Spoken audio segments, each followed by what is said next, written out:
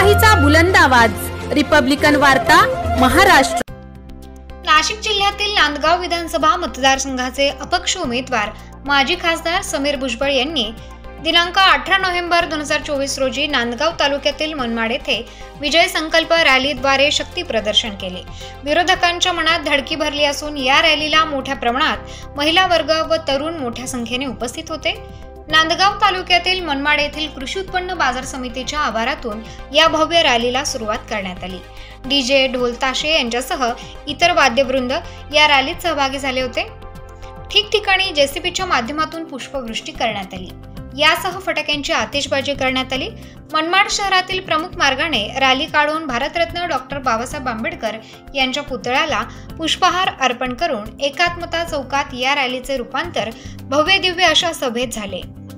यावेळी राष्ट्रवादी काँग्रेसचे नांदगाव तालुका अध्यक्ष विजय पाटील, PR निळे, रिपब्लिकन पक्षाचे उत्तर महाराष्ट्र अध्यक्ष प्रकाश लोंढे व माजी खासदार अपक्ष उमेदवार समीर भुजबळ यांचे भाषण झाले। यावेळी जोरदार शिटी वाजवून समीर भुजबळ यांना विजयाचा संकल्प करण्याचा निर्धार करण्यात आलाय। तर यावेळी अनेक मान्यवर मोठ्या संख्येने उपस्थित होते। यावेळी झालेल्या भव्य दिव्य सभेमध्ये महिला वर्ग, पुरुष, तरुण मोठ्या संख्येने उपस्थित होते। त्यांना विनंती केली, भुजबळ साहेबांनी मनापासून त्यांना शब्द दिला की कुठल्याही परिस्थिती येणाऱ्या काळामध्ये मांजरपाडामध्ये येणाऱ्या पाण्याचं आरक्षण वाढून नांदगावकरांना दिल्याशिवाय राहणार नाही। म्हणून मी भुजबळ साहेबांचे मनापासून आभार मानतो। महिला भगिनी मोठ्या प्रमाणात आहे, महिला भगिनींचे बचत गट मोठ्या प्रमाणात आहे। त्यांच्यासाठी सुद्धा वेगवेगळे संकल्प आपल्याला करण्याची आवश्यकता आहे। बचत गट असतात, त्यांच्या माध्यमातून ते वेगवेगळे पदार्थ बनवतात, लोकोपयोगी वस्तू बनवतात, परंतु ते विकायसाठी त्यांना व्यासपीठ नसतं। एक व्यासपीठ त्यांना उपलब्ध करून देण्याची आवश्यकता आहे। नाशिकला आम्ही कलाग्राम केलं, त्या कलाग्रामच्या माध्यमातून मनमाड शहरामध्ये भव्य अशी रॅली निघाली आणि तिचं विसर्जन या ठिकाणी आपण सभेच्या रूपात या ठिकाणी करत आहोत। या सभेच्या निमित्ताने मंचावर उपस्थित आपल्या सगळ्यांचे लाडके नेते, माजी खासदार, नांदगाव विधानसभा मतदारसंघाचे उमेदवार आदरणीय समीर भाऊ भुजबळ आणि मंचावर उपस्थित आदरणीय प्रकाशजी लोंढे, आदरणीय व्यासपीठ आणि ज्यांच्या 1 मिनिट 2 मिनिट एक तर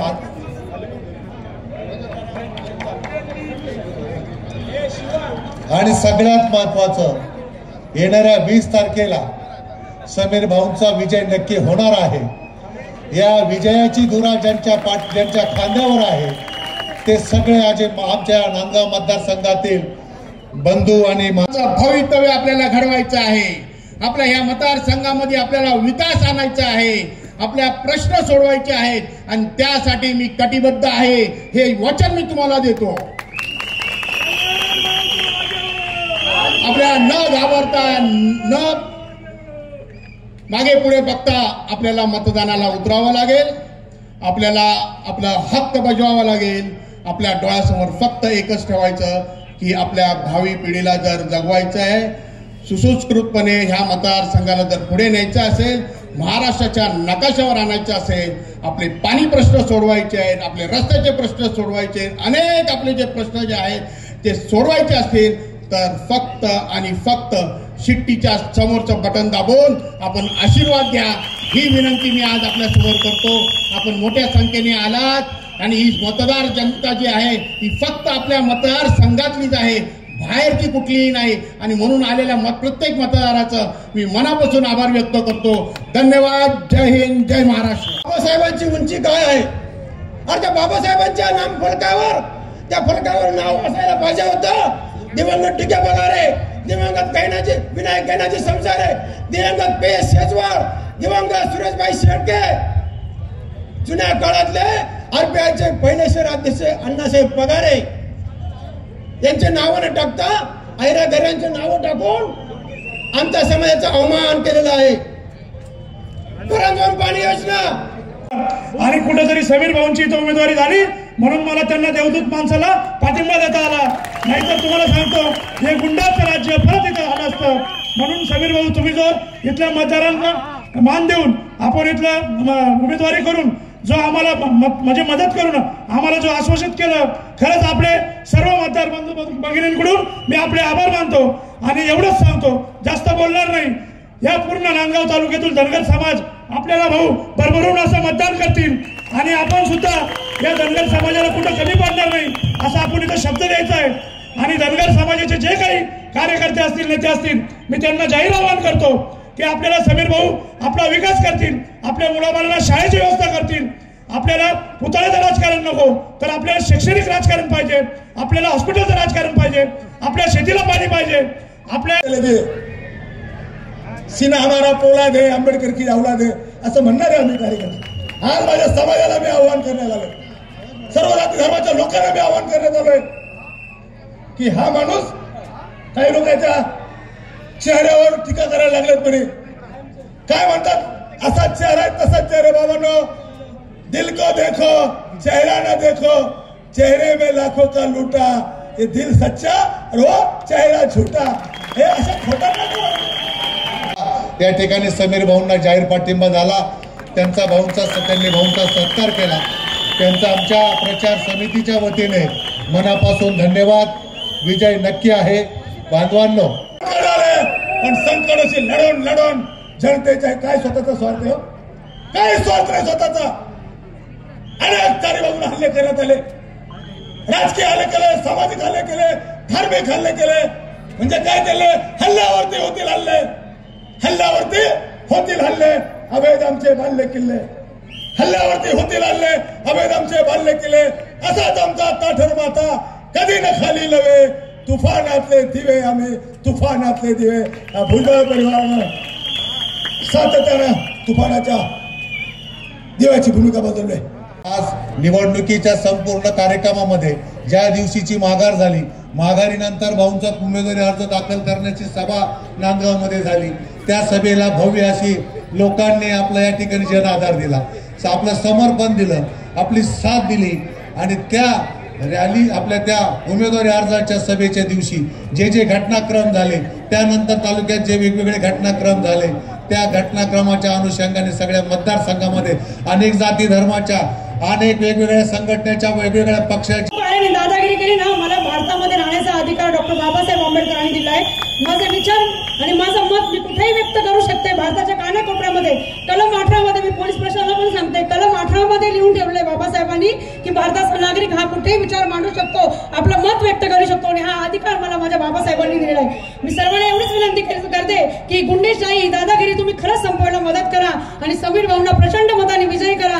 मी तर आता ही सगळी गर्दी बघून मी आताच घोषित करते की समीर भाऊ खरंच विजयी झालेले आहे आणि दादागिरीला वगैरे आम्ही घाबरणार नाही बरं का। असतील कोणी चेले चपाटे इथे ऐकणार आहे ना, तर आवर्जून माझं भाषण सांगा की या दादागिरीला आम्ही घाबरणार। असे 100 जणी आले ना, एक भीमाची वाघीण काफी तुम्हाला खाली बसवायला। जय भीम, जय शिवराय।